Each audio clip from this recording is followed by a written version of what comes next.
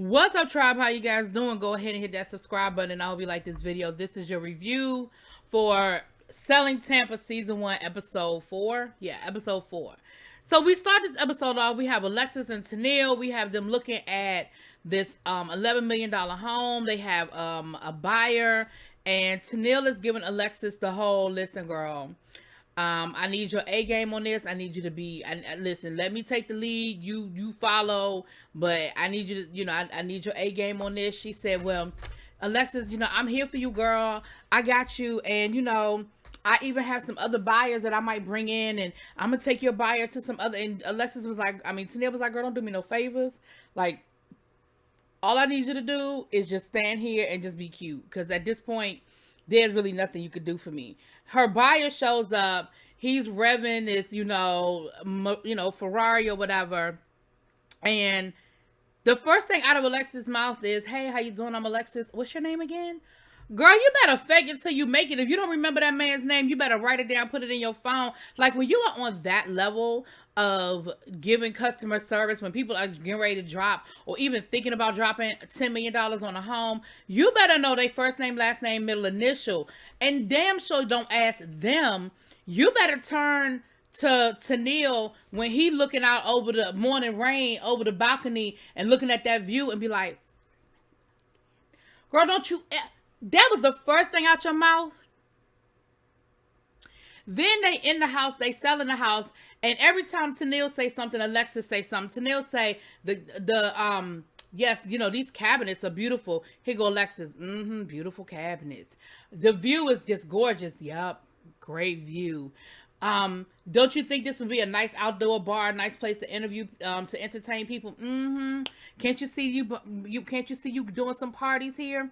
What kind of meals do you like to cook? He was like, I'm more of a steak guy. Really? You want it, what kind of steak? Medium well done, filet mignon, ribeye, bone in, bone out. Like, girl, you talking about all the wrong shit. And then when you do have a good selling point, you mess it up by just talking.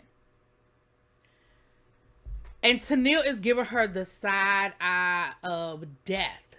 Now, the other thing is, so later on, I'm going to go on and knock this thing out right here. So later on in the episode, Alexis does end up taking this particular client out to another home, which the house is beautiful, okay? The house is beautiful. But Alexis is not prepared for the meeting. Again, people are in different lines of work for different reasons. When you are selling something, whether it's a house, whether it's a car, whatever it is, you need to know that product backwards and forwards. And I get it that in the field, like, that when you're in the field, like, real estate, that you got to memorize a lot of facts and figures, and you got a lot of different houses, and you might have to make sure. But when he asks you something like, you're giving him the selling point of a tree in the back, and he was like, oh, really? What kind of tree is it? And the best you came up with is the tree of life.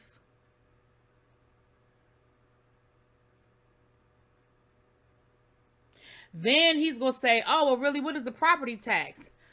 I'm not sure. I think like 6,000, but I'll definitely have to tell Tennille to get back to you with that, because I absolutely made that number up.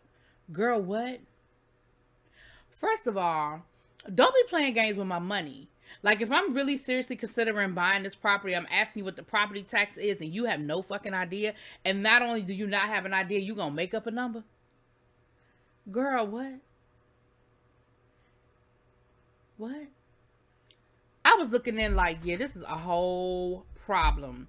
So later on in the episode, Tennille is talking to Joanna and Sherelle, and she's like, listen, I need to talk to y'all. Like, I need to let y'all know that we had a whole problem. And the problem was, my client called me and told me how that meeting went, and how horrible it was, and how Alexis wasn't ready. Alexis didn't know nothing. Alexis was, didn't have the right facts and figures, and basically let him know. And he let her know, don't let her take nobody else out, because you might not have the same relationship with some of your other clients. And I'm coming to you because, man, you have a good relationship, and I know that what I dealt with is not indicative of you and what you do, or even this brokerage. But you may not get so lucky with the next person. And so Sherelle was like, man, like, what am I do about that? Like, this is a problem. Like, I'm already giving Alexis like a second chance. And Tennille was like, well, girl, you don't want to know what I think, because if you ask me, I'm going to say she need to get fired. Now, while all of this is going on, and and Rena are looking at properties for their new brokerage firm. Listen, it sounds to me like they are moving past the idea of we thinking about starting a brokerage firm to, like, when you start looking at property for offices to rent, baby, you are past the thinking stage. Okay, you are in the action stage, and it seems like, you know, Rena and are well on their way to trying to make this thing a reality. And then she gonna ask Rena gonna ask Ann, well, do you think Colony, basically, girl, do you think Colony gonna snitch? Cause she ain't seem like she was with the idea. She ain't seem like she was down for the cause. Do you think she gonna run back to Sherelle and snitch? Cause I gotta put some more ducks in a row before I need Sherelle to find out what's going on. Okay. And Ann said, well, you know, I don't think she gonna snitch, but then again, I thought she would be down for the pound, and she not. So I don't know what to tell you, girl. So we have our staff meeting, which I feel like this is like a staple of every episode, that at some point we have a staff meeting, which is cool. So the ladies do a check-in. So Sherelle sort of goes around the room. She gives, Rena lets them know that she got, I think, 4 new listings. And so they were like, go ahead, girl. You know, you make it do what it do with your 4 new listings. Now, Rena, I'm going to say this. I mean, and I don't know how this thing works, so, because I don't know nothing about real estate, okay? I bought one house one time. I don't know nothing about this, how this real estate game works. But it seems to me like, if you're getting ready to start your own thing, why are you giving Sherelle all these listings? But maybe you're not ready yet. Maybe what you're looking at, you still putting in place is like 6 months down the road. Because I definitely know that Rena does not seem like the type of person that jumps into things without looking, right? She definitely makes sure she's in the deep end before she go diving, right? So anyway, then Sherelle gonna give Ann a shout out, talking about some Ann is a rock star. I know she think I give her a hard time, but she is really doing the damn thing, and I'm very proud of her. Ann was over in the cut like, girl, I see you. I see you, you see me, and we see each other. Girl, I know you only giving me a shout out because you know that the way you came at me, you ain't come at me correct last time. And so you trying to give me a whole little shout out. Like, I know what you're doing. I see you. But okay, thank you though. Then we find out that Colony has a listing at a condo in the same building that Joanna has a listing. But Colony's listing is more expensive than Joanna's. And so they were throwing little jabs back and forth at each other. But again, at the end of the day, hell, if you sell a $2 million condo and you sell a $3.3 million condo, I feel like we all walking away with a piece of change. And I'm cool with that. Okay? Okay. We find out that, what's my girl? That was on the deal with y'all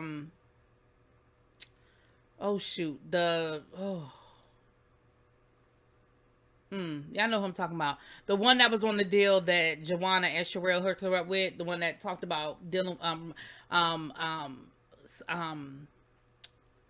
what's the word I'm looking for? Suffering from depression. And Joanna was like, okay, she not moving fast enough, because if it were me, like, I would already closed. I would already sold half of those properties. Like, you know, Sherelle was doing her a favor, bringing her in on this deal, and I just feel like she ain't moving fast enough. And I'm thinking, well, I mean, you know, I don't know what to tell you. I can't say what listen. I can't tell you this, what I can't tell you that, child. I don't know. Then we find out what else. Oh, so then Sherelle lets them know that she's brokering a deal with a black company. A black couple who has an organic hair, natural hair company. They're looking to buy a home in Miami. They want to basically, she don't want to have to keep flying back and forth. She want to come down, see enough houses, pick one, and do what she got to do. And so Sherelle is going to turn that into sort of like a working trip as well, and she's bringing the ladies so they can sort of have like a little, I guess retreat type situation down to the Miami. So everybody is down for that. Everybody's like, yeah, let's make it happen. Cool. Yeah, yada yada. So then we see Colony and Sherelle both trying to sell their condos to their prospective buyers, and Joanna's client asked her about Brian. And yeah, I saw him down at the cigar bar last week and holding court and doing what he does best.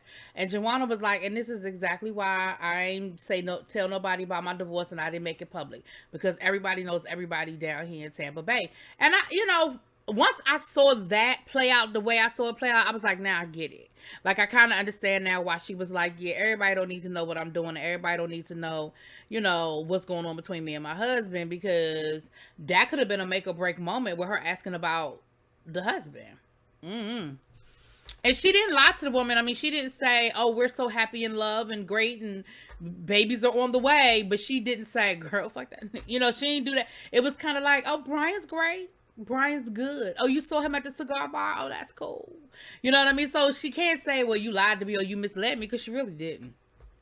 So after it was over with, Joanna, Colony went to, either Colony went up or Joanna went down. Child, I don't know. But anyway, they ended up in the same condo. And Joanna, penning that.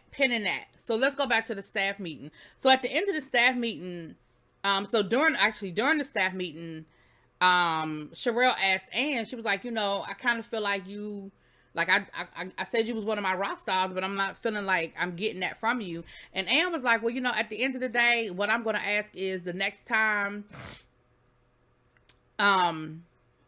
that you have a problem with something that I'm doing, that you pull me aside by yourself. Like, Joanna being in the room, I didn't appreciate that. And I feel like that was a little unprofessional.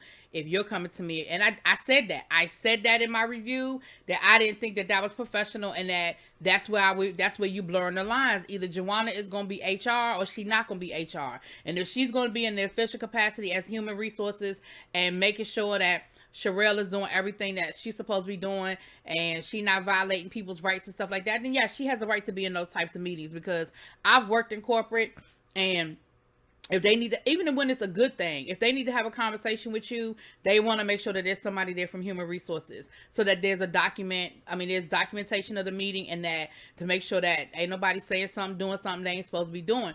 But if this is just, if Joanna is on the same level as me, she don't have no reason to be in that meeting. This don't have nothing to do with her. You know what I mean? So I definitely could see, and I feel like Ann handled that appropriately. Because she was absolutely correct. So anyway, fast forward, Colony is trying to have a conversation with Joanna and tell her, listen, girl, like, a lot of people don't like you because you come off really harsh. And I just want you to know that you have a tendency of kind of hurting people's feelings the way you say things. And so maybe it's not so much what you say, but how you say it. And Joanna was like, well, I know that I'm like that, and I do it, like, I purposefully keep a distance.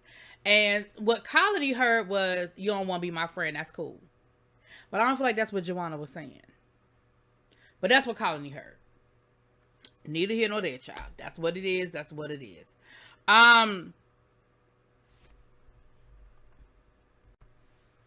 But yeah, so that's pretty much this episode. I think the next episode we're going to be in Miami for our little retreat situation, which I feel like is going to get spicy. Okay. Y'all let me know what y'all think, though. Drop it in those comments. Peace.